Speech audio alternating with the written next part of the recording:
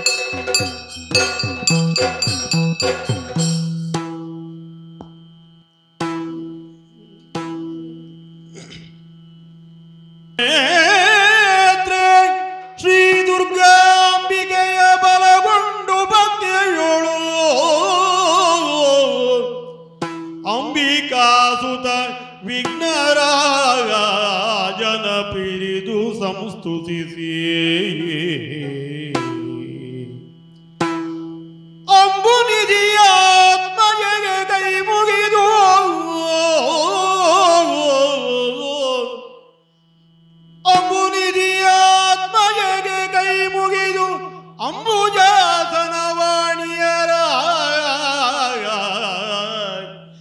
ಪಾದಾಂಬುಜಕ್ಕೆ ಪೊಡಮಣುತ ಬಣ್ಣಿಪೆನಿ ಕಥಾಮೃತವ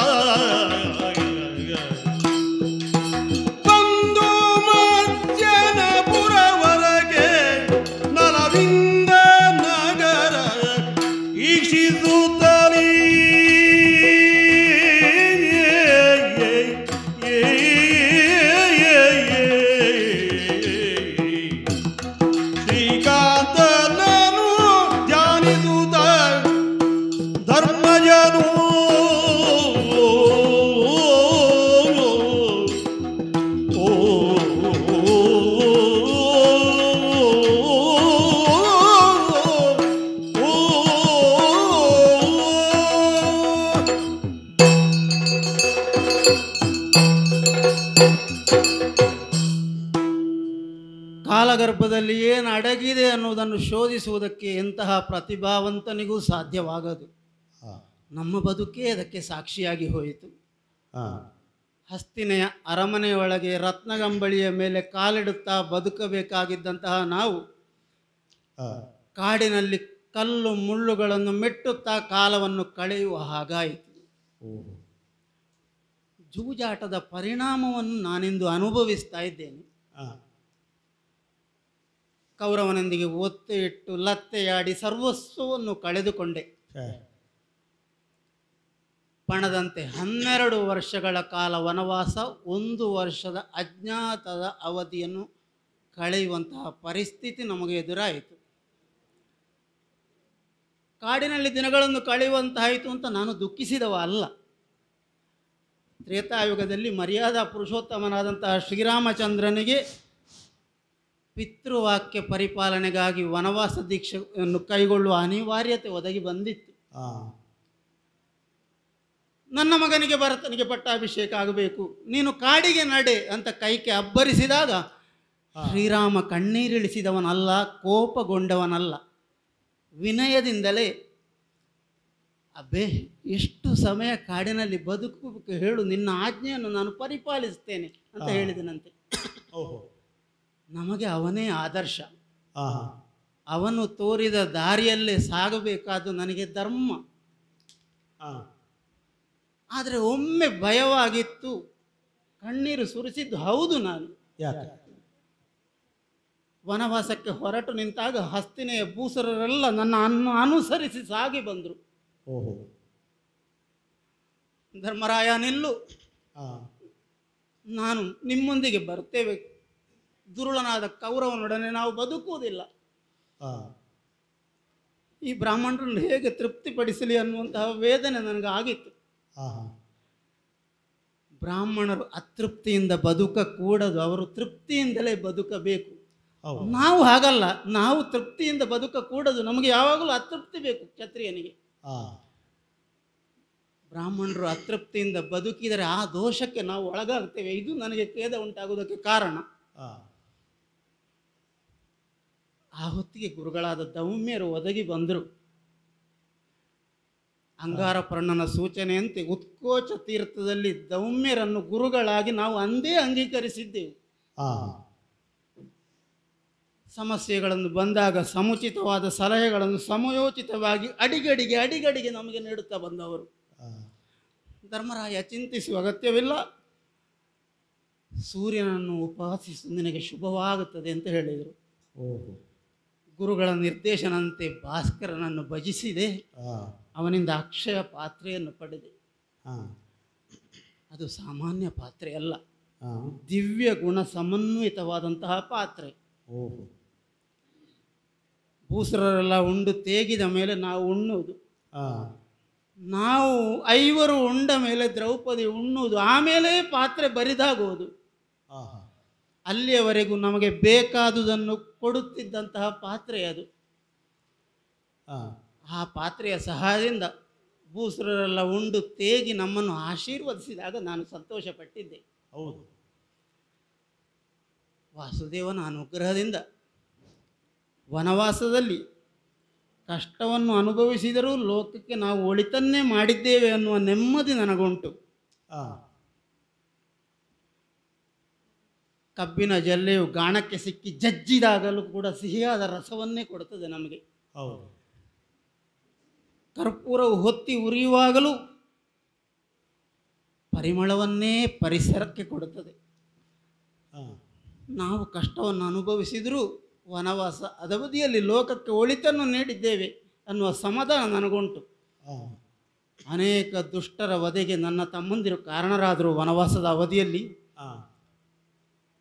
ವನವಾಸದ ಅವಧಿಯಲ್ಲಿಯೇ ಭೀಮಾರ್ಜುನರಿಗೆ ಹರನ ಅನುಗ್ರಹವೂ ಸಿಕ್ಕಿತು. ವಾಸುದೇವನ ಅನುಗ್ರಹದಿಂದ ವನವಾಸದ ಅವಧಿಯೂ ಮುಗಿಯಿತು. ಇನ್ನೂ ನಮಗಿರುವುದು ಅಗ್ನಿ ಪರೀಕ್ಷೆ.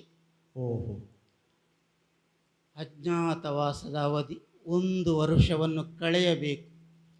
ಅದು ಕೌರವರಿಗೆ ಅರಿಯದಂತೆ.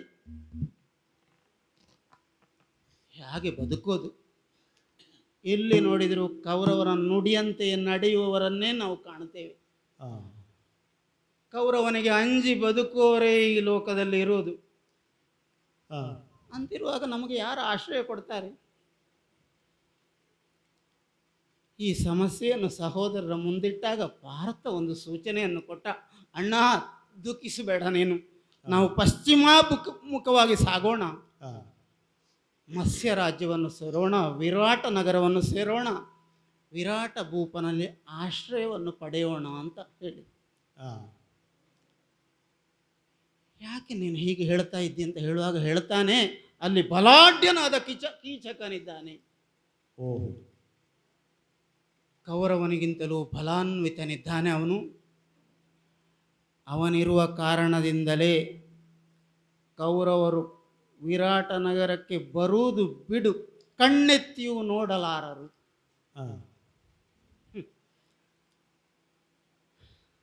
ತಮ್ಮನ ಮಾತುಗಳನ್ನು ಕೇಳಿದಾಗ ಒಮ್ಮೆ ಸಂತೋಷವಾದರೂ ನಾನು ಮತ್ತೆ ಕಣ್ಣೀರು ಸುರಿಸುವ ಹಾಗಾಯಿತು. ನಾನು ಜೂಜಾಡಿದ ದಿಸೆಯಿಂದ ನೀವೆಲ್ಲರೂ ಕಾಡಾಡಿಗಳ ಆಗುವಾಗ ಆಯಿತು.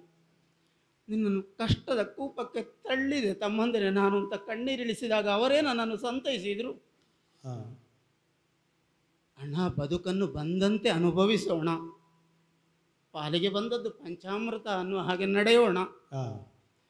ನೀನು ಕಣ್ಣೀರಿಳಿಸಬೇಡ, ಯೋಚಿಸಬೇಡ.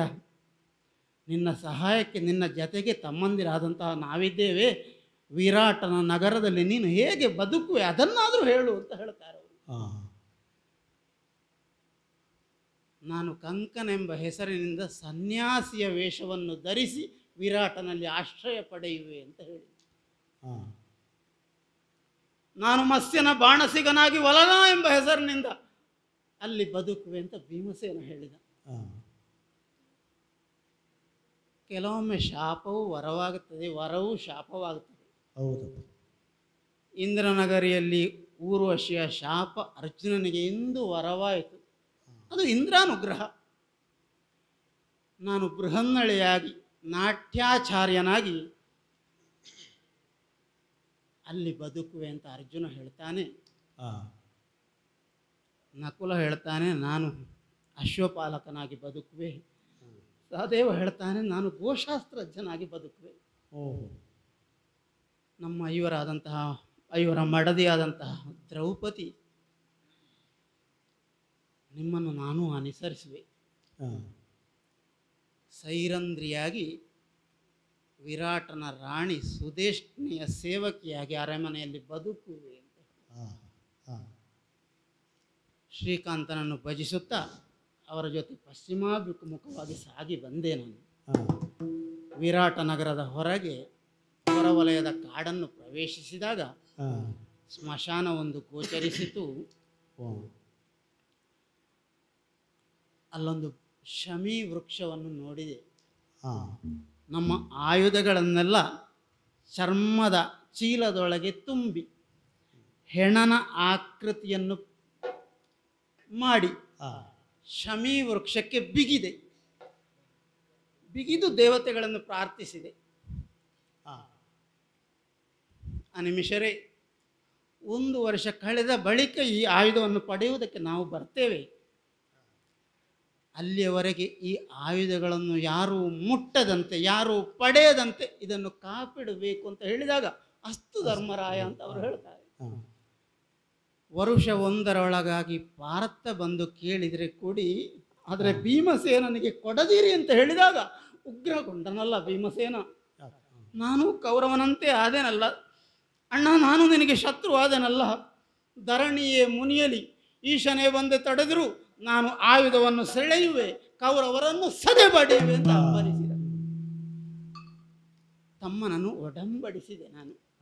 ಎಷ್ಟಾದರೂ ನನ್ನ ತಮ್ಮನಲ್ವೇ, ಒಮ್ಮೆ ಕೋಪಗೊಂಡರು ನನ್ನ ಮಾತುಗಳಿಂದ ಅವನು ಸಮಾಧಾನಗೊಳ್ಳುತ್ತಾನೆ. ಹೌದು. ಅವನನ್ನು ಸಂತೈಸಿ ಆ, ನಾವೆಲ್ಲ ಉಚಿತವಾದ ವೇಷಗಳನ್ನು ಧರಿಸಿ ವಿರಾಟನ ಅರಮನೆಯ ಹೊರಬಾಗಿಲನ್ನು ಸೇರಿಕೊಂಡಿದ್ದೇವೆ.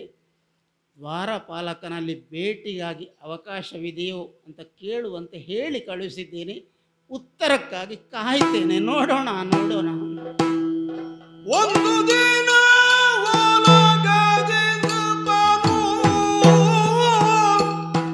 ಓ,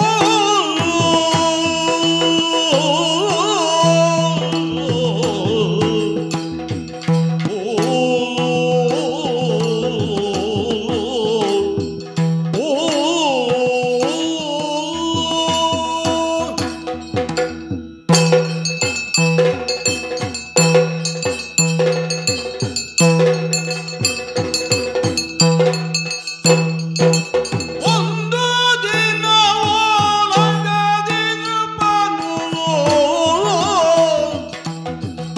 ಚಂದದಿಂದ ವಿರಾಟ ರಾಜನು,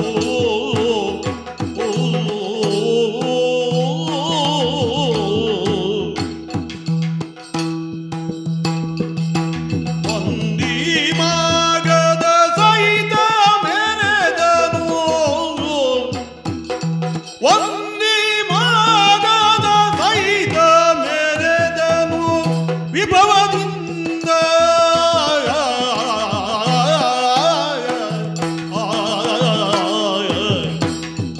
ಒಂದು ದಿನ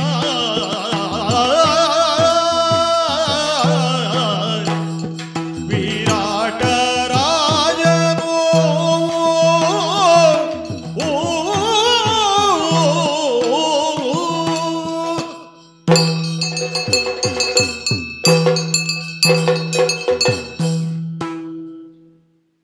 ಸಂಸ್ಥೆಯೊಂದಕ್ಕೆ ಒಡೆಯನಾದವ ಮುಖ್ಯನೋ ಅಥವಾ ಆ ಸಂಸ್ಥೆಯಿಂದ ಬೆಳಗಿದಂತಹ ಸಂಸ್ಥೆಯಿಂದ ಆ ಒಡೆಯನಿಗೆ ಹೆಸರು ಬರುವುದೋ? ಇಂತಹ ಗೊಂದಲಗಳು ನನ್ನನ್ನು ಯಾವಾಗಲೂ ಕಾಡ್ತಾ ಇರುವುದು. ಸಂಸ್ಥೆಯಿಂದ ವ್ಯಕ್ತಿಯೋ, ವ್ಯಕ್ತಿಯಿಂದ ಸಂಸ್ಥೆಯೋ? ಯಾಕೆ ಅಂತ ಕೇಳಿದ್ರೆ, ಯಾಕೆ? ಮತ್ಸ್ಯ ದೇಶವನ್ನು ಆಳುತ್ತಾ ಇರುವಂತಹವನು, ಆದ್ದರಿಂದ ಮತ್ಸ್ಯರಾಜ. ಆ, ವಿರಾಟ ಆ ಒಂದು ಪ್ರದೇಶವನ್ನು ಆಳ್ತಾ ಇರುವುದರಿಂದ ವಿರಾಟ ರಾಜ. ಇಲ್ಲದೇ ಇದ್ರೆ ಮರುದ್ಗಣಗಳ ಅಂಶದಿಂದ ಹುಟ್ಟಿದಂತಹ ನಾನು ಶತ್ರು ದಮನ ಅಂತ ಹೇಳುವಂತಹ ಹೆಸರನ್ನು ಹೊಂದಿರುವಂಥವನು. ಒಂದಷ್ಟು ಸುದೀರ್ಘ ವರ್ಷಗಳಿಂದ ಹಿರಿಯರಿಂದ ಬಂದಂತಹ ಈ ರಾಜ್ಯದ ರಾಜ್ಯಭಾರವನ್ನು ಮಾಡ್ತಾ ಇದ್ದೇನೆ. ಕೋಸಲ ದೇಶದ ಕನ್ಯೆಯಾದಂತಹ ಸುರಥ ಎಂಬವಳನ್ನು ಮದುವೆಯಾದವನಿದ್ದೇನೆ. ಆಚೆಯಿಂದ ಶ್ವೇತ ನಾಮಕನಾದಂತಹ ಓರ್ವ ಪುತ್ರನನ್ನು ಪಡೆದಿದ್ದೇನೆ. ಕೆಲವು ಕಾಲಗಳ ನಂತರ ಅದೃಷ್ಟಹೀನತೆಯೋ ಏನೋ ಗೊತ್ತಿಲ್ಲ, ಆಕೆ ಕಾಲವಾದ ಬಳಿಕ ಸೂತ ಪುತ್ರಿಯಾದಂತಹ ಸುದೇಶ್ನೆಯನ್ನು ಎರಡನೆಯ ಮದುವೆಯಾದೆ. ಅವಳಿಂದ ಪಡೆದಂತಹ ಮಕ್ಕಳು ದೊಡ್ಡವನು ಶಂಖ, ಆ ನಂತರದವನು ಉತ್ತರ, ಮತ್ತೆ ಆಕೆಯಿಂದ ಪಡೆದಂತಹ ಪುತ್ರಿಯೋರ್ವಳು ಉತ್ತರೆ ಎಂಬ ಹೆಸರಿನವಳು. ಶತಾನಿಕ ಮತ್ತು ಮಧಿರಾಕ್ಷ ಎಂಬ ಈರ್ವರು ಸಹೋದರರು ಇದ್ದಾರೆ. ಈ ಎಲ್ಲ ಅನುಕೂಲತೆಗಳ ನಡುವೆ ಈ ಒಂದು ರಾಜ್ಯಭಾರ ಮಾಡುತ್ತಾ ಇರುವಂತಹ ನನಗೆ ಅದು ಯಾಕೋ ಮೇಲಿಂದ ಮೇಲೆ ನನಗೆ ನೆನಪಾಗುವುದು ಪಾಂಡವರ ಒಂದಿಗಿನ ನನ್ನ ಆ ಬಾಂಧವ್ಯ. ರಾಜಸೂಯಾಧ್ವರವನ್ನು ಮಾಡ್ತಿರುವಂತಹ ಸಂದರ್ಭಕ್ಕೆ ಬೇರೆ ಬೇರೆ ದಿಕ್ಕುಗಳಲ್ಲಿ ಪಾಂಡವ ಸಹೋದರರೆಲ್ಲ ದಿಗ್ವಿಜಯವನ್ನು ಹೊರಟಾಗ ನಮ್ಮ ರಾಜ್ಯ ಇರುವಂತಹ ಈ ದಿಕ್ಕಿಗೆ ಬಂದಂಥವನು ಸಹದೇವ. ಸಹದೇವನಿಂದ ಸೋಲನ್ನು ಅನುಭವಿಸಿದಂತಹ ನಾನು 2000 ಸಂಖ್ಯೆಯಲ್ಲಿ ಸ್ವರ್ಣ ಮಾಲೆಗಳನ್ನು ಇರುವಂತಹ ಮದ್ದಾನೆಗಳನ್ನು ಯುಧಿಷ್ಠಿರನಿಗೆ ಕೊಡುಗೆಯಾಗಿ ಕೊಡುವುದರ ಮೂಲಕ ಅವನ ಪಾಳೆಯವನ್ನು ಸೇರಿದವನಿದ್ದೆ ಆ ಕಾಲಕ್ಕೆ. ಏನೋ ಘಟನಾವಳಿಗಳು ನಡೆದು ಹೋಯಿತು. ಪಾಂಡವರು ರಾಜ್ಯದಿಂದ ದೂರ ಹೋಗಬೇಕಾದಂತಹ ಆ ಒಂದು ಸಂದರ್ಭವೂ ಬಂತು. ಏನು ಸಹಾಯ ಮಾಡುವುದು, ನಮ್ಮ ವ್ಯಾಪ್ತಿಯ ಒಳಗೆ ಇಲ್ಲದ ಕಾರಣವಾಗಿ ಅವರಿಗೆ ಯಾವುದೇ ಸಹಾಯವನ್ನು ಮಾಡಲಾರದೆ ಹೋದೆವು ನಾವು. ಆದರೂ ಆ ಕುರಿತಾಗಿಯೇ ಕೆಲವೊಮ್ಮೆ ನಮಗೆ ಯೋಚನೆ ಮಾಡ್ತಾ ಇರುತ್ತೇವೆ.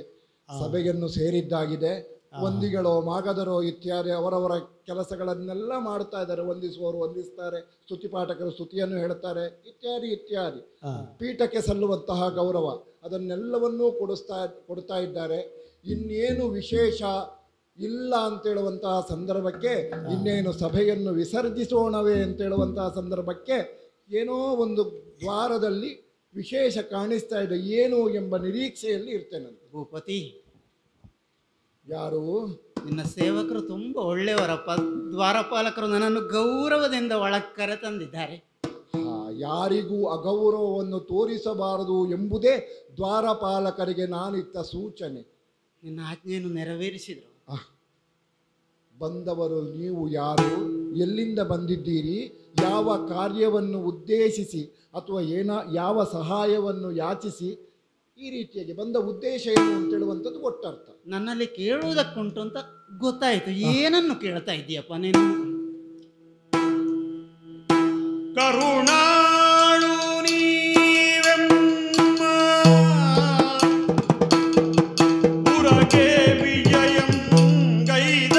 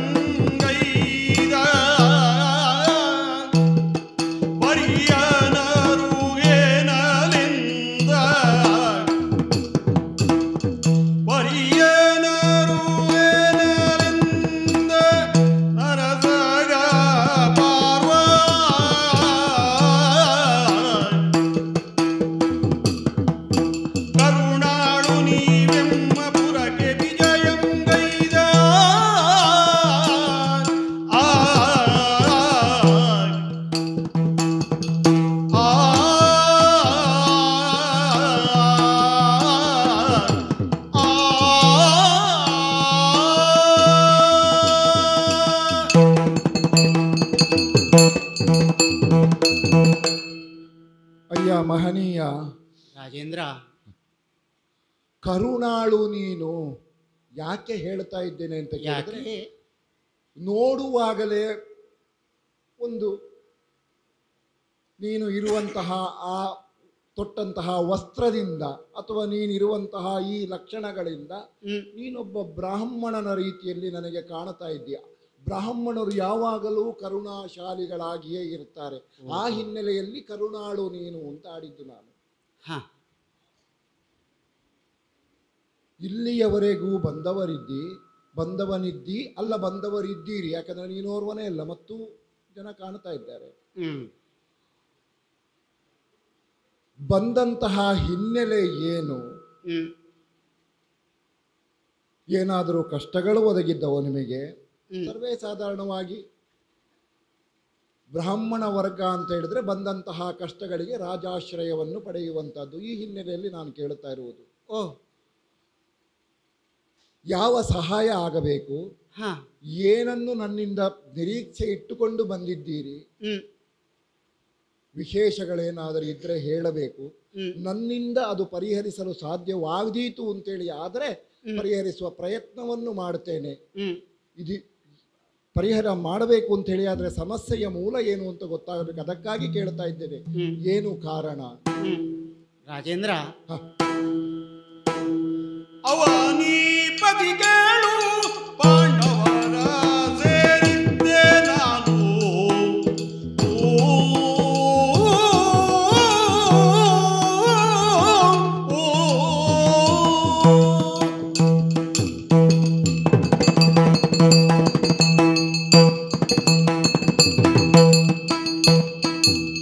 ಅವನೀಪತಿ ಕೇಳು, ಪಾಂಡವರ ಸೇರಿದ್ದೆ ನಾನು.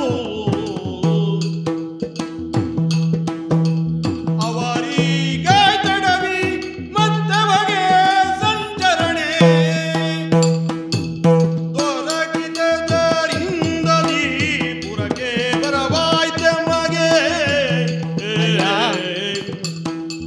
ದೊರಕಿದರಿಂದಲೀ ಪುರಕ್ಕೆ ಬರವಾಯ್ತೆಮಗೆ.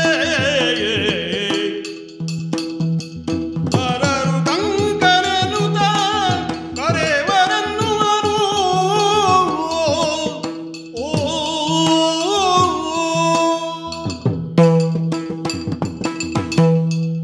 ಅವನಿಪತಿ, ಮಹನೀಯ, ನಿನ್ನ ಸವಿ ನುಡಿಯ ಸತ್ಕಾರದಿಂದಲೇ ಸಂತೋಷಗೊಂಡಿದ್ದೇನೆ.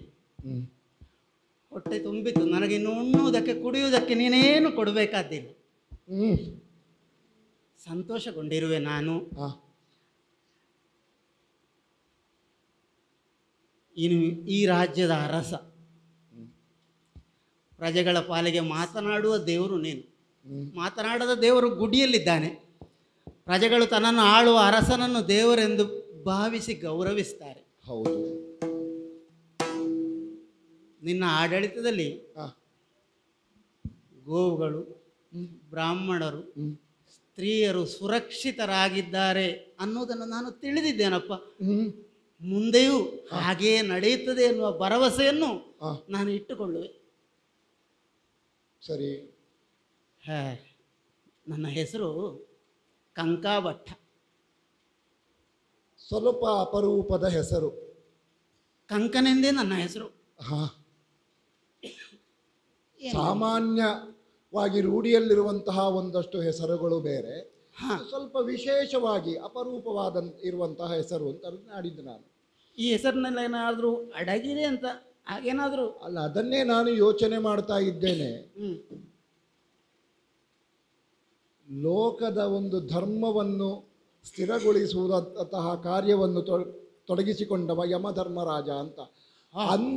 ಅವನಿಗೆ ಕಂಕ ಎಂಬ ಹೆಸರನ್ನು ಹೊಂದಿದ್ದಾನೆ ಅಂತ ಕೇಳಿದ್ದೇನೆ. ಅದಕ್ಕಾಗಿ ನಾನು ಹೇಳಿದ್ದು ಸ್ವಲ್ಪ ಅಪರೂಪವಾದ ಹೆಸರು, ಅಪೂರ್ವವಾದ ಹೆಸರು ಅಂತ ಆಡಿದ್ದು ನಾನು.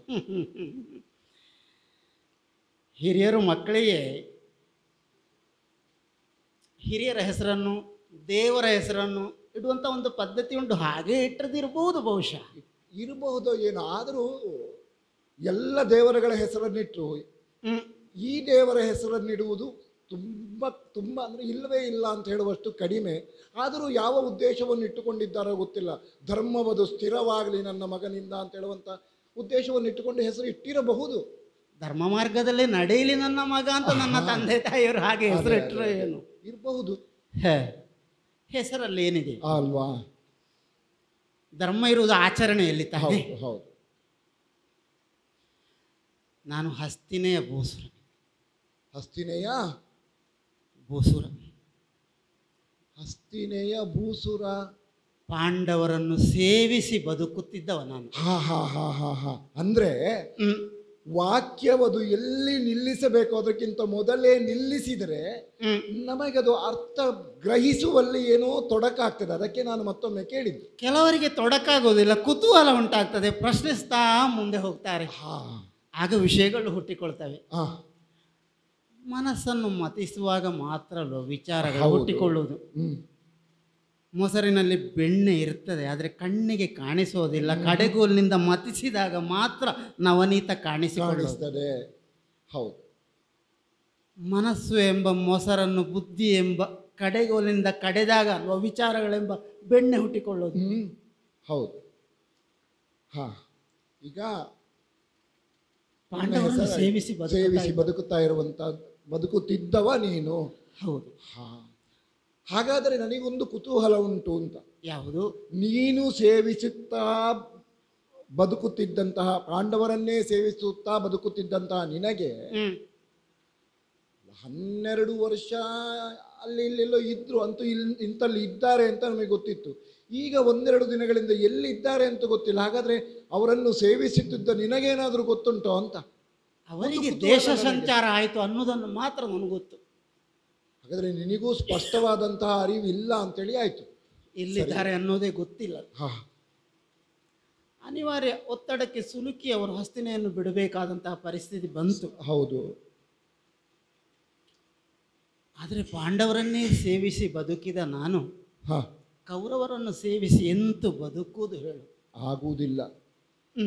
ನಮ್ಮ ಮನೋಧರ್ಮ ಯಾವುದೋ ಒಂದು ವಿಷಯದಲ್ಲಿ ಇದು ಹೀಗೆ ಅಂತ ಒಂದಷ್ಟು ದೀರ್ಘ ವರ್ಷಗಳ ಕಾಲ ಒಂದು ಸ್ಥಿತಿಯಲ್ಲಿ ಬದುಕಿದಂತಹ ನಮಗೆ ಇನ್ನೇನು ಕೊನೆಯ ಕಾಲಘಟ್ಟ ಅಂತ ಹೇಳುವಂಥದ್ದು, ಅಂದರೆ ಒಂದು ಜೀವನದಲ್ಲಿ ಪರಿಪಕ್ವತೆಯನ್ನು ಪಡೆದ ನಂತರದ ಕಾಲಘಟ್ಟದಲ್ಲಿ ಇನ್ನೊಂದು ಮನೋಧರ್ಮಕ್ಕೆ ಹೊಂದಿಕೊಂಡು ಬದುಕುವುದಕ್ಕೆ ಆಗುವುದಿಲ್ಲ. ಕೆಲವೊಮ್ಮೆ ನಾವು ಅಲ್ಲಿಯವರೆಗೆ ಕೈಗೊಂಡಂತಹ ವೃತ್ತಿಯನ್ನೇ ತ್ಯಾಗ ಮಾಡಿದವರು ಇದ್ದಾರೆ ನಮ್ಮಲ್ಲಿ. ಅಂದ್ರೆ ಬದಲಾದ ಮನೋಧರ್ಮಕ್ಕೆ ಹೊಂದಿಕೊಳ್ಳಲಾಗದೆ. ಹಾಗಾಗಿ ಇಲ್ಲಿ ಬದುಕಿದವರಿಗೆ ಅಲ್ಲಿ ಅದು ಸಾಧ್ಯ ಆಗ್ಲಿಕ್ಕಿಲ್ಲ. ಸುರಕ್ಷಿತವಲ್ಲದ ತಾಣದಲ್ಲಿ ನಾನು ಬದುಕಲಾರೆ. ಬ್ರಾಹ್ಮಣರಿಗೆ ಭಯಮುಕ್ತವಾದ ವಾತಾವರಣ ಬೇಕು ಯಾವಾಗ. ಆದ್ದರಿಂದಲೇ ಆಶ್ರಯ, ನಿನ್ನನ್ನು ಆಶ್ರಯಿಸಿ ಬಂದಿರುವೆ ನಾನು. ನನ್ನ ಆಶ್ರಯವನ್ನು ಬಯಸಿ ಬಂದಿದ್ದವ. ಕೊಡುವೆಯಾ ಹೇಳು? ಎನ್ನಲು ಕೇಳ್ದು ವಿರಾಟ ಮನದಿ ಸಂತಸ ತಾಡ್ದು.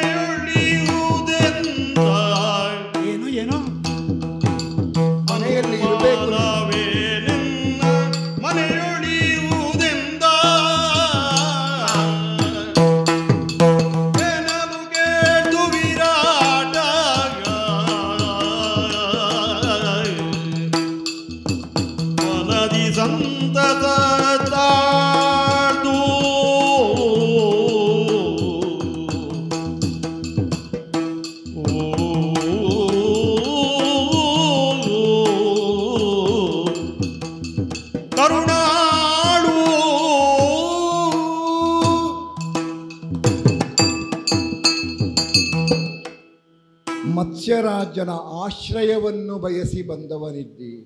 ಬಂದಿರುವೆ. ಹಾ, ಬಹಳ ಸಂತೋಷ ಆಯಿತು ಅಂತ. ನಿನ್ನ ಮುಖ ಹೇಳ್ತದೆ ನನಗೆ ಹೌದು, ಸಂತೋಷ. ಯಾಕೆ ಸಂತೋಷ ಆಯಿತು ಕೇಳಿದರೆ, ಯಾಕೆ?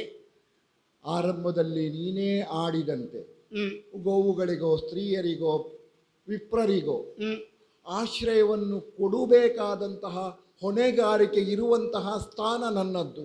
ಹೌದಲ್ಲ? ಹಾ, ಆ ಹಿನ್ನೆಲೆಯಲ್ಲಿ ಹ್ಮ್ ನನ್ನ ಆಶ್ರಯದಲ್ಲಿ ನೀನು ಇರಬೇಕು ಅಂತೇಳುವಂಥ ಅಪೇಕ್ಷೆ ಹೌದು ಅಂತೇಳಿ ಆದರೆ ಯಾವ ಕಾರಣಕ್ಕೂ ನಿರಾಕರಿಸುವ ಮನಸ್ಥಿತಿಯೇ ನನ್ನದಲ್ಲ. ಹಾಗೆಂದು ಸುಮ್ಮನೆ ಕುಳಿತುವನಲ್ಲ ನಾನು, ದುಡಿಯಬಲ್ಲೆ. ಸಂತೋಷವಾಗಿ ನೀನು ಇರಬಹುದು ಅಂತ ಹೇಳಲಿಕ್ಕೆ ಹೊರಟದ್ದು. ಆರಂಭದ ಅಕ್ಷರದಲ್ಲಿ ತೊಡಗಿರುವಾಗಲೇ ಸುಮ್ಮನೆ ಕುಳಿತು ನಿನಗೆ ನಾನು ಒದಗಬಲ್ಲೆ, ನಾನು ಶಾಸ್ತ್ರವನ್ನು ಹೇಳಬಲ್ಲೆ, ಜ್ಯೋತಿಷಾಸ್ತ್ರವನ್ನು ಬಲ್ಲೆ. ಹಾ, ಅಂತೂ ಅನಿವಾರ್ಯವಾದರೆ ಒದಗಬಲ್ಲೆ ನಾನು. ಯಾವುದೇ ಉದ್ಯೋಗ ಇಲ್ಲದೆ ಹ್ಮ್ ಜೀವನ ಮಾಡುವಂತಹ ಆಶಯ ನಿನ್ನದಲ್ಲ. ಕುಳಿತು ಉಣ್ಣಬಾರದು ಅಂತಲೇ ಶಾಸ್ತ್ರ ಹೌದು. ಹೇಳುದು. ಯಾವ ಉದ್ಯೋಗವನ್ನು ಕೊಡುವುದು ನಿನಗೆ ಅಂತ ಯೋಚನೆ ಮಾಡ್ತಾ ಇರುವುದು ನಾನು.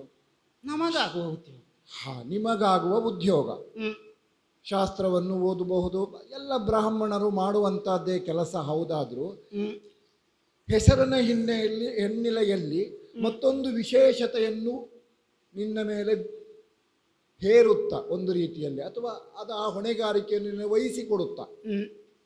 ಅಂದರೆ ನನ್ನ ಬಳಿಯಲ್ಲಿಯೇ ಯಾವಾಗಲೂ ಇದ್ದುಕೊಂಡು ಪಂಚಾಂಗ ಶ್ರವಣ ಮಾಡಿ, ಒಂದು ಬೆಳಿಗ್ಗೆ ಬಂದು ಪಂಚಾಂಗ ಶ್ರವಣ ಮಾಡಿ ಹೋಗುವುದಲ್ಲ, ನನ್ನ ಹತ್ರನೇ ಇದ್ದುಕೊಂಡು ಆಶ್ರಯಕ್ಕೆ ರಾಜನನ್ನು ನಿರೀಕ್ಷೆ ಮಾಡಿಕೊಂಡು ಬರುವಂತಹ ಎಲ್ಲರೊಡನೆ ನನ್ನ ವ್ಯವಹಾರ ಯಾವಾಗ ಧರ್ಮ ತಪ್ಪುತ್ತದೋ ಅಂತ ಸಂದರ್ಭಕ್ಕೆಲ್ಲ ತಪ್ಪುವುದಿಲ್ಲ. ಯಾವುದೋ ಒಂದು ಸಂದರ್ಭದಲ್ಲಿ ಆ ರೀತಿ ಆದರೂ ಅಂತಹ ಸಂದರ್ಭಕ್ಕಾಗುವಾಗ ನನ್ನನ್ನು ಎಚ್ಚರಿಸುತ್ತಾ ನನ್ನನ್ನು ಧರ್ಮ ಮಾರ್ಗದಲ್ಲಿ ನಡೆಸುವಂತಹ ಹೆಚ್ಚುವರಿ ಹೊಣೆಗಾರಿಕೆಯೊಂದಿಗೆ ನೀನು ಇಲ್ಲಿ ಇರಬಹುದು ಅಂತ ಸಂತೋಷದಿಂದ ಘೋಷಣೆ ಮಾಡ್ತಾ ಇದ್ದೇನೆ. ಕೇವಲ ಹೇಳುವುದಲ್ಲ, ಘೋಷಣೆ ಮಾಡುವುದು. ಬಾಯಾರಿ ಬಂದವನಿಗೆ ನೀರನ್ನು ಕೊಡಬೇಕೇ ಹೊರತು ಕಡುಬನ್ನು ಗಂಟಲೊಳಗೆ ತುರುಕುವುದಲ್ಲ. ಇದು ಸಾಮಾನ್ಯ ಜ್ಞಾನ, ಇದನ್ನು ನೀನು ತಿಳಿದಿರುವೆ. ನನಗೆ ಒಳಿತಾಗುವ, ನನಗೆ ಯೋಗ್ಯವಾದಂತಹ ಆ ಕರ್ತವ್ಯವನ್ನೇ ನೀಡಿರುವೆ ನಾನು. ನಿನ್ನ ವಿಶ್ವಾಸಕ್ಕೆ ಒಂದಿಷ್ಟು ಕೊರತೆ ಆಗದಂತೆ ನಾನು ವ್ಯವಹರಿಸುವೆ. ಧನ್ಯನಾದೆ ನಾನು. ಸರಿ, ಒಳಗಿದ್ದುಕೊಳ್ಳಲೇ? ಅಲ್ಲ, ಒಬ್ಬನಿಗೆ ನಾನೋರ್ವನೇ. ಹಾ, ಸರಿ. ಹಾಗಿದ್ರೆ ಕಾಲಕ್ಕೆ ಯಾವ ಕೆಲಸಗಳು ನಿನ್ನಿಂದ ಆಗಬೇಕೋ ಅದೆಲ್ಲವೂ ಆಗುವಲ್ಲಿ ನನಗೆ ಯಾವ ರೀತಿಯ ಸಂದೇಹವೂ ಇಲ್ಲ. ಸಂತೋಷ ಸಂತೋಷ ಸಂತೋಷ.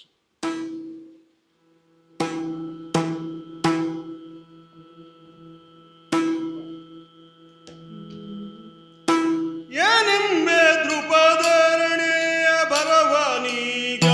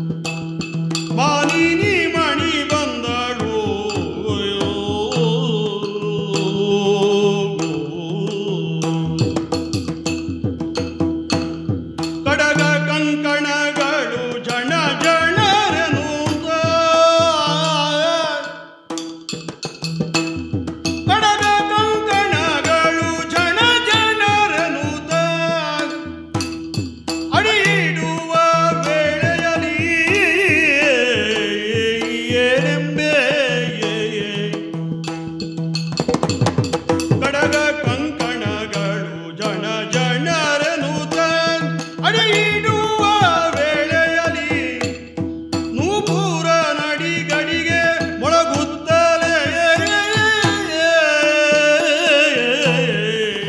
ಏನೆಂಬೆ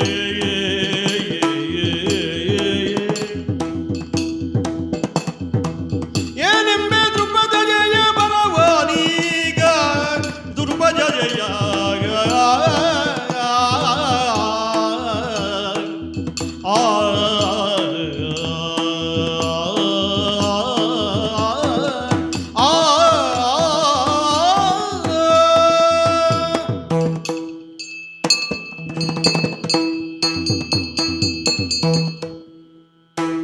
ಏನೆಂಬೆ ಇದೇ ಅಲ್ವ ಬದುಕಿನ ಬಹುದೊಡ್ಡ ಪ್ರಶ್ನೆ. ಏನನ್ನು ಹೇಳಬೇಕು ಎಂಬುದೇ ಪ್ರಶ್ನೆ. ಓಹೋ. ಏನನ್ನು ಹೇಳಬೇಕು ಎಂಬ ಪ್ರಶ್ನೆ ಹುಟ್ಟುವುದು ಎರಡು ಸಂದರ್ಭಗಳಲ್ಲಿ. ಏನೂ ಇಲ್ಲದೆ ಇದ್ದಾಗ ಏನನ್ನು ಹೇಳುವುದು? ಬಹಳಷ್ಟು ಇದ್ದಾಗಲೂ ಆ ಪ್ರಶ್ನೆ ಹುಟ್ಟುತ್ತದೆ, ಎಷ್ಟನ್ನು ಹೇಳುವುದು? ಏನೂ ಇಲ್ಲದೇ ಇದ್ದಾಗ ಒದಗುವ ಪ್ರಶ್ನೆಗಾದರೆ ಉತ್ತರ ಸುಲಭದಲ್ಲಿ ಲಭ್ಯವಾಗುತ್ತದೆ. ಹೇಳುವುದಕ್ಕೇನೂ ಇಲ್ಲ, ಹೇಳುವುದಕ್ಕೇನಿದೆ? ಅಷ್ಟೇ.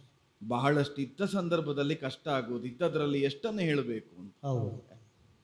ನನಗಾಗುತ್ತಾ ಇರುವ ಸಂಕಟ ಅದು. ಏನಿಲ್ಲವೋ, ಲೋಕೋತ್ತರ ಕೀರ್ತಿಯನ್ನೇ ಸಂಪಾದಿಸಿದಂತಹ ಮನೆತನದಲ್ಲಿ ಜನ್ಮವನ್ನು ತಾಳಿದವಳು, ಲೋಕಮಾನ್ಯರೆನಿಸಿದ ಆಡ್ಯರಾದ ಪಾಂಡವ ಪಂಚಕರ ಕೈಯನ್ನು ಹಿಡಿದವಳು, ಅಗ್ನಿಸಂಭವೆಯಾಗಿ ಮೇಲೆದ್ದು ಬಂದವಳು, ಯಾಜ್ಞಸೇನೆ ನಾಮಕಳಾದವಳು, ಪ್ರಪಂಚದಲ್ಲಿ ಅಪೂರ್ವವೆನಿಸುವ ಹಾಗೆ, ಅಪೂರ್ವವೇನಲ್ಲ ಪೂರ್ವದಲ್ಲಿ ಉಂಟು, ಆದರೆ ಅಪೂರ್ವವೋ ಎಂಬ ಹಾಗೆ 5 ಮಂದಿಯರನ್ನು ವರಿಸಿ ಲೋಕದಲ್ಲಿ ಪಾತಿವ್ರತ್ಯ ಶಿರೋಮಣಿ ಎಂಬ ನೆಗಳತೆಯನ್ನು ಸಂಪಾದಿಸಿದವಳು. ಎಲ್ಲ ಉಂಟು, ಏನನೆಂಬೆ? ಇಷ್ಟೆಲ್ಲ ಇದ್ರೂ ಒಬ್ಬರು ಪ್ರಶ್ನಿಸುವ ಕಾಲಕ್ಕೆ ಈಗ ಉತ್ತರಿಸುವುದಕ್ಕೆ ಇಲ್ಲವೇ ಇಲ್ಲ, ಇದು ಯಾವುದನ್ನೂ ಹೇಳುವುದಕ್ಕಿಲ್ಲ. ಯಾಕೆ? ತೊಡಗಿಕೊಂಡದ್ದು ಅಜ್ಞಾತವಾಸಕ್ಕಾಗಿ. ಜ್ಞಾತರಾಗ ಕೂಡದು ನಾವೆಂಬ ನಿಬಂಧನೆಯಿಂದಲೇ ವಚರಾವಧಿಯನ್ನು ಉತ್ತರಿಸುವುದಕ್ಕೆ ಬೇಕಾಗಿ ಈವರೆಗೆ ದೃಪದನಂದನೆಯಾದಂತಹ ನಾನು ಇನ್ನು ಮುಂದೆ ದೃಪದನಂದನೆ ಅಂತ ಉದ್ಘೋಷಿಸಿಕೊಳ್ಳದೆ ಬದುಕಬೇಕಾದ ಸಂಧಿಕಾಲ. ಪ್ರಪಂಚದಲ್ಲಿ ಹುಟ್ಟಿದವರಿಗೆಲ್ಲ ತಾಯಿ ತಂದೆಯರ ಹೆಸರನ್ನಿಡುತ್ತಾರೆ, ಆ ಸಂಸ್ಕಾರಕ್ಕೆ ನಾಮಕರಣ ಅಂತ ಹೆಸರು. ಲೋಕದಲ್ಲಿ ಜನಜನಿತವಾಗಿ ಆ ಹೆಸರು ಸ್ಥಾಯಿಯಾಗುತ್ತದೆ, ಅವರಳಿದ ಮೇಲೂ ಆ ಕೀರ್ತಿ ಚಿರಸ್ಥಾಯಿಯಾಗಿ ಉಳಿಯುತ್ತದೆ. ನಾಮಕರಣದ ಸಂಕಲ್ಪ ಅದಿರ್ತದೆ, ಪಿತೃಗಳಿಗೋ ಮಾತೃಗಳಿಗೋ. ಅಪೂರ್ವವೆನಿಸುವ ಹಾಗೆ ಪ್ರಪಂಚದಲ್ಲಿ ಸಂಕಲ್ಪ ಮಾತ್ರದಿಂದಲೇ ಜನಿಸುವ ದೇವತತಿಗಳ ವರ್ಗಕ್ಕೆ ಅನ್ವಯವಾಗುವ ಮತ್ತೊಂದುಂಟು. ಮೊದಲೇ ಹೆಸರಿಡುವುದು, ಅದಾದ ಮೇಲೆ ಅದಕ್ಕೊಂದು ಆಕಾರ ಸ್ವರೂಪಗಳು ಹುಟ್ಟಿ ಬರುವುದು. ರಾಮನಂತವರ ಆಗಿ ಹೋದದ್ದು ಹಾಗೆ ಅಂತೆ. ಅವ ಹುಟ್ಟುವುದಕ್ಕಿಂತ ಸಾವಿರ ವರ್ಷಗಳ ಪೂರ್ವದಲ್ಲಿ ಗೌತಮರಂತವರ ಬಾಯಿಯಿಂದಲೇ ರಾಮನೆಂಬವ ಜನಿಸ್ತಾನೆ ಅಂತ ಉದ್ಘೋಷಣೆಯಾಗಿತ್ತಂತೆ. ಅದಾದ ಮೇಲೆ ಅದಕ್ಕೊಂದು ಆಕಾರ ತಳೆದು ದಾಶರಥಿಯಾಗಿ ರಾಮ ಸಂಜನಿಸಿದ. ಈ ಎರಡು ಪ್ರಪಂಚದಲ್ಲಿ ಉಂಟು. ಮೂರನೆಯದ್ದು ಯಾರಿಗೂ ಬರಕೂಡದ ಸ್ಥಿತಿ ನಮಗೆ ಬಂದಿದೆ. ನಮಗೆ ನಾವೇ ಹೆಸರಿರಿಸಿಕೊಳ್ಳುವ ಸ್ಥಿತಿ. ನಮಗೆ ತಾಯಿ ತಂದೆ ಇಟ್ಟ ಹೆಸರನ್ನು ಆಡುವುದಕ್ಕಿಲ್ಲ, ಇರಿಸಿದ ಹೆಸರಿಗೆ ಆಕಾರವಾಗುವ ಯೋಗ್ಯತೆಯನ್ನು ನಾವು ಪಡೆಯಲಿಲ್ಲ. ಆದರೆ ಈಗ ನಾವೊಂದು ಹೆಸರನ್ನು ನಮಗೆ ನಾವೇ ಇರಿಸಿಕೊಳ್ಳಬೇಕು. ಈವರೆಗೆ ದೃಪದನಂದನೆ, ಪಾಂಚಾಲೆ, ಪಂಚವಲ್ಲಭೆ, ಯಾಜ್ಞಸೇನೆ, ಕೃಷ್ಣೆ, ಒಂದೋ ಎರಡೋ, ಈಗದು ಯಾವುದೂ ಇಲ್ಲ. ಇರಿಸಿಕೊಂಡಿದ್ದೇನೆ ಒಂದು ಹೆಸರನ್ನು, ಮಾಲಿನಿ ಎಂಬ ನಾಮಕರಣ. ಮೇಲ್ನೋಟಕ್ಕೆ ಕಂಡ್ರೆ ಮಲಿನವಾದ ವಸ್ತ್ರವನ್ನುಟ್ಟವಳು ಮಾಲಿನಿ ಅಂತ ಅರ್ಥ ತಾತ್ಪರ್ಯಗಳು ಬರ್ತದೆ. ಅದನ್ನೇ ಬದುಕಿಗೆ ಅನ್ವಯಿಸಿ ಮಾಲಿನಿ ಅಂತ ನಾಮಕರಣವನ್ನು ಮಾಡಿಕೊಂಡಿದ್ದೇನೆ. ಬಟ್ಟೆ ಎನ್ನುವುದಕ್ಕೆ ನಾವು ಧರಿಸುವ ಅರಿವೆ ಅಂತ ಮಾತ್ರ ಅರ್ಥ ಅಲ್ಲ, ನಾವು ಸಂಚರಿಸುವ ಬದುಕಿನ ಪಥಕ್ಕೂ ಬಟ್ಟೆ ಅಂತಲೇ ಹೆಸರು.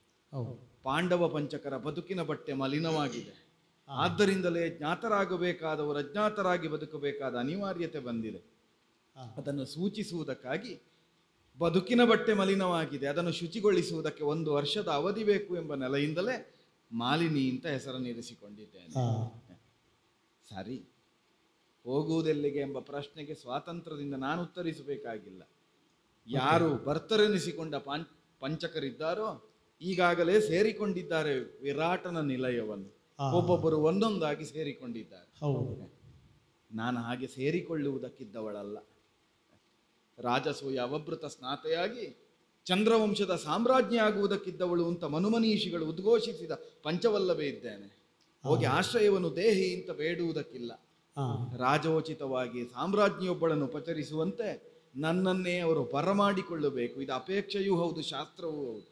ಆ ನೆಲೆಯಿಂದ ಅವರೇ ನನ್ನನ್ನು ಕರೆಯುವಂತೆ, ಅವರೇ ನನ್ನನ್ನು ಆಧರಿಸಿ ಉಪಚರಿಸುವುದಂತೆ, ಅದಕ್ಕೆ ಬೇಕಾದ ಅನುಕೂಲದಂತೆ ಶೃಂಗಾರವನ್ನೇ ಮಾಡಿಕೊಂಡು ನಡೆಯುತ್ತಾ ಇದ್ದೇನೆ.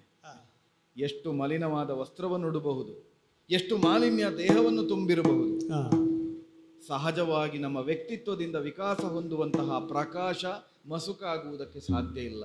ಮುಖದ ವರ್ಚಸ್ಸು ನಾವೇನು ಅಂತ ಗುರುತಿಸುವುದಕ್ಕೆ ಸಾಧ್ಯವಾಗುತ್ತದೆ. ನೋಡುವ, ಕಾಣಿಕೆ ಇದ್ದದ್ದೇ ಸತ್ಯ ಅಂತಾದ್ರೆ, ವರ್ಚಸ್ಸನ್ನು ಗುರುತಿಸಬಲ್ಲ ಸಾಧ್ಯತೆ ಇದ್ದವರು ಈ ನಾಡಿನಲ್ಲಿ ಇರುವುದೇ ಹೌದು ಅಂತಾದ್ರೆ, ನನ್ನನ್ನು ಗುರುತಿಸಿ ಕರೆದಾರು ಆ ನಿರೀಕ್ಷೆಯಿಂದಲೇ ರಾಜಪಥದಲ್ಲಿ ಅತ್ತ ಇತ್ತ ಸಂಚರಿಸ್ತೇನಂತೆ.